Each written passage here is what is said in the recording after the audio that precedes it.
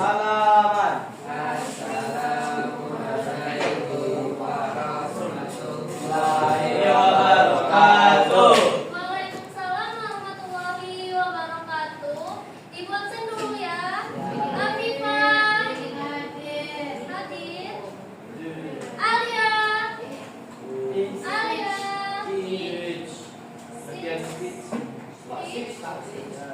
Amar. Arfi. Hitch. Ataya. Ataya Hati. Hatihan. Aurelia. Farel. Farel. Mana Farel?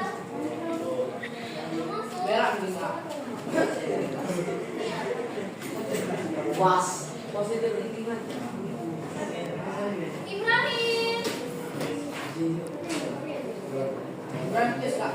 Kevin. Rayana. Rich. Bas.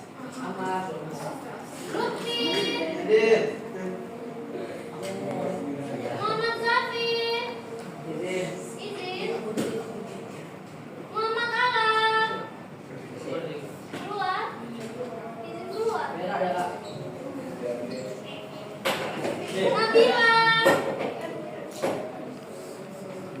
Nur Kamila. Izin fresh. Nurul Arifah. Putri Aira. Raditya. Raffi. Raka. Alif. Sabrina. Fanya. Muhammad Fadil. Mama, Yesef. Mana? Mana Fadil?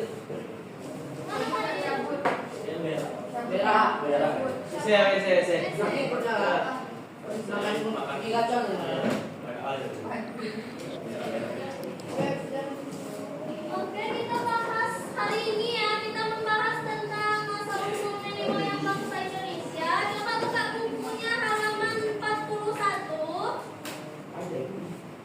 41, buku sejarahnya.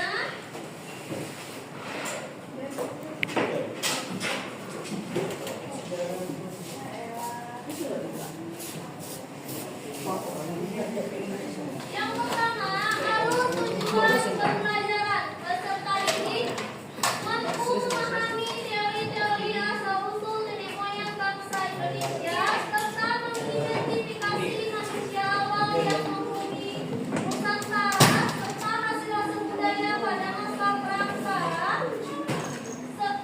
Melalui literasi dan diskusi, peserta didik mampu menjelaskan konsep dan keberadaan jalur rempah serta peninggalannya mulai masa praksara hingga berakhir.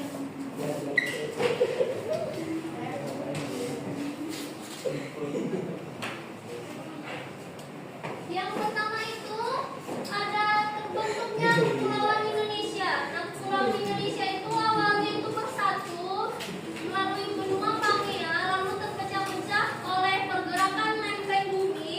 Lempeng bumi ini bergerak dan bergeser bertubrukan satu sama lain, menciptakan perpecahan dan menciptakan pulau-pulau yang ada di Indonesia seperti Pulau Kalimantan, Sulawesi, serta pulau-pulau di Nusa Tenggara Barat dan Kepulauan Banda.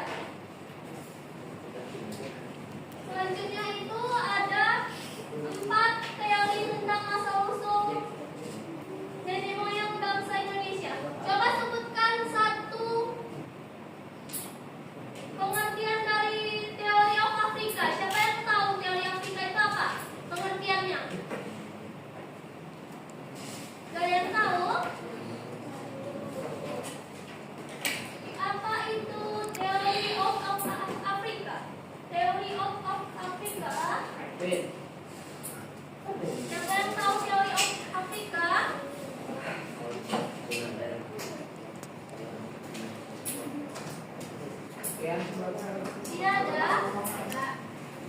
Teori of Afrika ini menjelaskan bahwa nenek moyang bangsa Indonesia itu berasal dari Afrika. Sedangkan teori of Yunan menjelaskan bahwa nenek moyang bangsa Indonesia itu berasal dari wilayah Yunan. Dan teori of Nusantara menjelaskan bahwa nenek moyang Indonesia itu berasal dari wilayah Indonesia itu sendiri.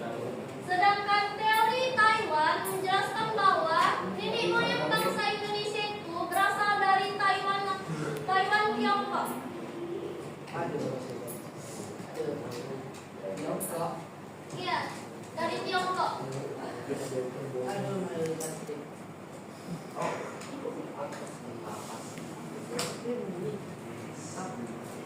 Nah, dalam teori Yunan ini ada 3 gelombang masuknya nenek moyang Indonesia. Yang pertama itu adalah gelombang Melanesoid.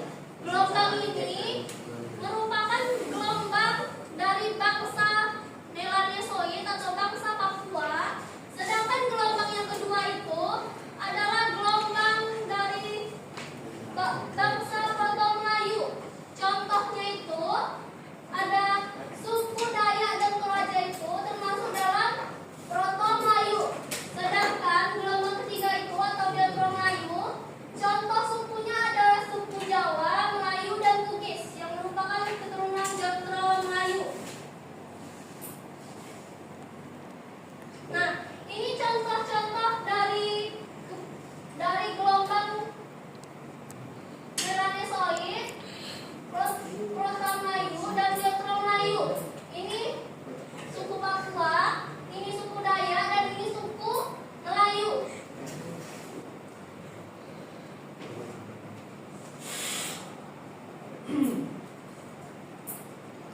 Nah, dalam manusia purba Indonesia itu ada 3 jenisnya.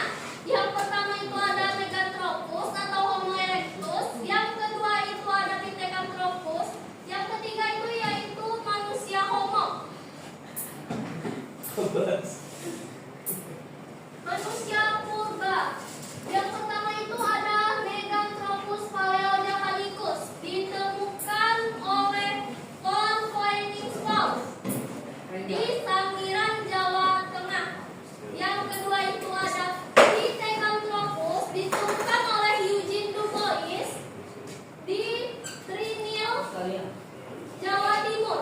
Sedangkan manusia Homo, yaitu Homo adakensis, ditemukan oleh Van Richoten di Campur Darat, Jawa Timur tahun 1889. Nah, ini contoh gambar manusia purba. Meganthropus paleojapanicus ini ciri-cirinya yaitu benjolan kepala tajam ke belakang. Yang kedua, tulang pipinya tebal. Yang ketiga, rahangnya tegap dan rahangnya besar. Yang keempat, tidak memiliki tulang dagu. Yang kelima, tingginya mencapai 2,5 meter. Kalau yang di sebelah sini ini contoh manusia purba Pithecanthropus atau yang disebut juga manusia merah. Nah, contoh yang pertama ini ada Pithecanthropus mojokertensis. Ciri-cirinya itu keningnya tebal dan menonjol, tidak memiliki tulang dagu dan alat pengunyahnya kuat. Yang kedua ada jenis Pithecanthropus erectus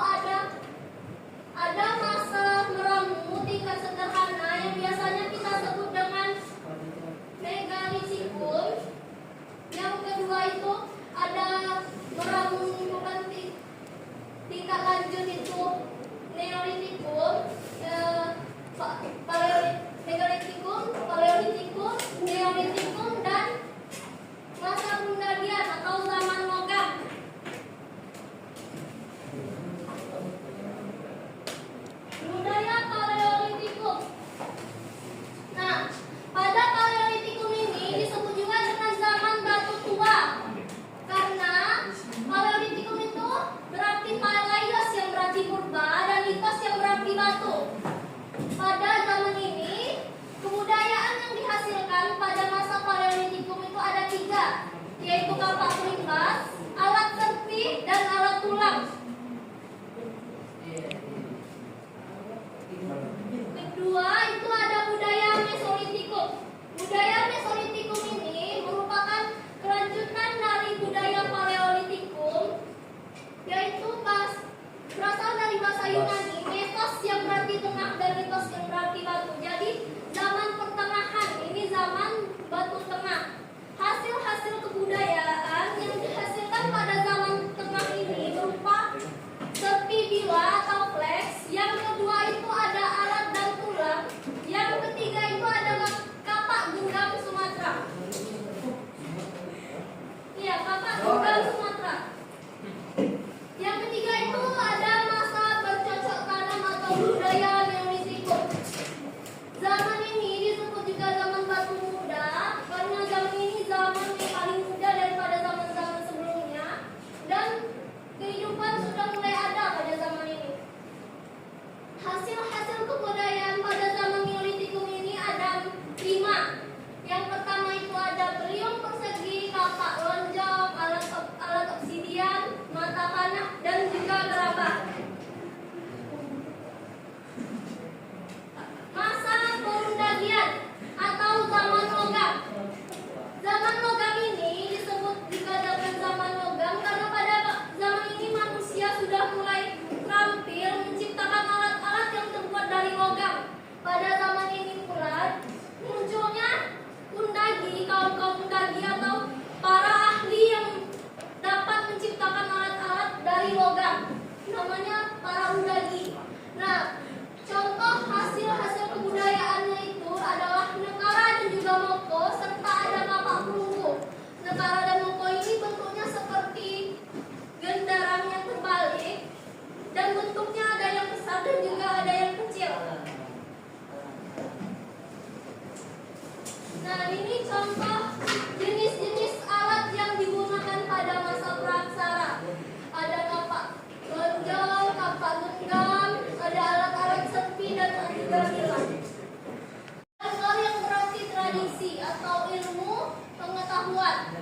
Nah, jenis-jenis folklor itu ada mitos, legenda, dongeng, dan juga nyanyian rakyat.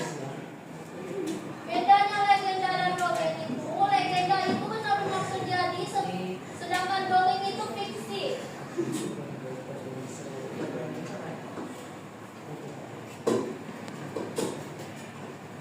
Ini contoh-contoh pertanyaan kalian kerjakan di buku masing-masing.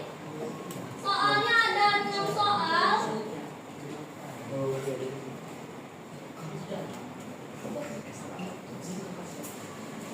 Silakan kerjakan di buku tulisnya. Ada 6 soal. Berdua pada bertiga. Gak boleh berempat ya. Berdua atau bertiga. Bukunya masing-masing. Ya, tulisnya ya.